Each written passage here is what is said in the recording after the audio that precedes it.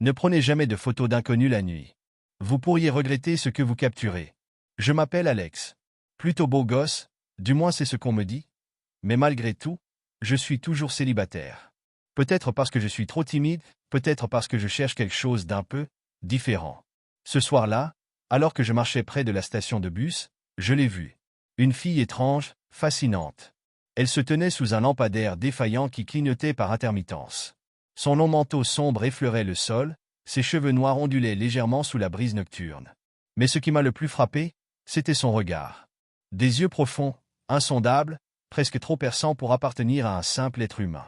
L'air autour d'elle semblait lourd, comme si la nuit elle-même l'entourait d'une aura oppressante. Je ne saurais dire pourquoi, mais quelque chose en moi m'a poussé à prendre une photo. Juste une simple photo. J'ai baissé les yeux vers mon téléphone, simulant un geste distrait, et j'ai appuyé sur le bouton. L'instant même où mon doigt a effleuré l'écran, un frisson violent a parcouru mon dos. Je me suis figé. Je sentais son regard sur moi. Avec une lenteur terrifiante, j'ai levé la tête. Ses yeux n'étaient plus simplement mystérieux. Ils étaient fixés sur moi, transperçant mon âme comme deux lames glaciales. Ce n'était ni de la colère, ni de la peur. C'était autre chose, quelque chose d'ancien, de puissant. Mon cœur s'est mis à tambouriner dans ma poitrine. J'ai immédiatement baissé mon téléphone, détourné le regard et j'ai accéléré le pas. Tout le long du chemin du retour, j'avais l'impression d'être suivi. Pas de bruit de pas. Rien d'audible. Juste une présence. Une sensation d'oppression qui me collait à la peau, comme si quelque chose s'était accroché à moi. Plusieurs fois, j'ai osé me retourner. La rue était vide. Je suis rentré chez moi en courant, le souffle court. J'ai verrouillé la porte derrière moi et j'ai laissé échapper un rire nerveux. J'étais stupide.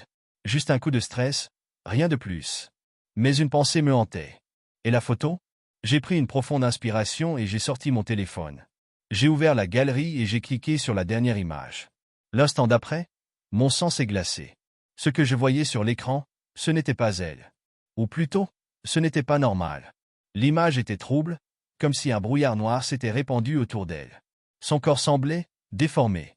Et ses yeux, noirs, vides. Deux trous béants, abyssaux.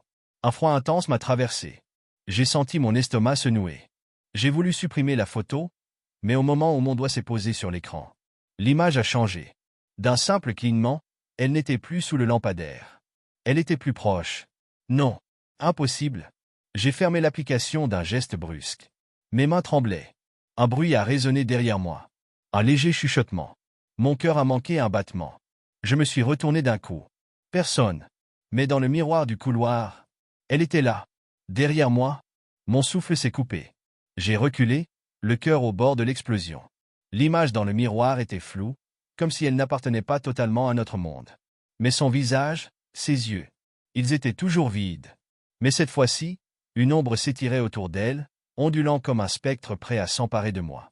J'ai voulu crier, mais aucun son ne sortait de ma bouche. J'ai fermé les yeux une seconde. Une seule. Et quand je les ai rouverts, elle avait disparu. Le miroir ne reflétait plus que moi. Le silence dans mon appartement était assourdissant. Tremblant, j'ai agrippé mon téléphone et j'ai supprimé la photo en vitesse. J'ai même réinitialisé l'appareil. Mais je savais que c'était trop tard. Car depuis cette nuit, je la vois. Dans chaque reflet. Dans chaque ombre. Tapie dans un coin, immobile. Elle attend. Et moi, je sais qu'un jour, elle viendra me chercher. Moralité. Certaines images capturent bien plus que de simples souvenirs. Elles emprisonnent des choses qui ne devraient pas être vues. Ne jouez jamais avec ce que vous ne comprenez pas. Vous ne savez pas ce qui pourrait vous regarder en retour.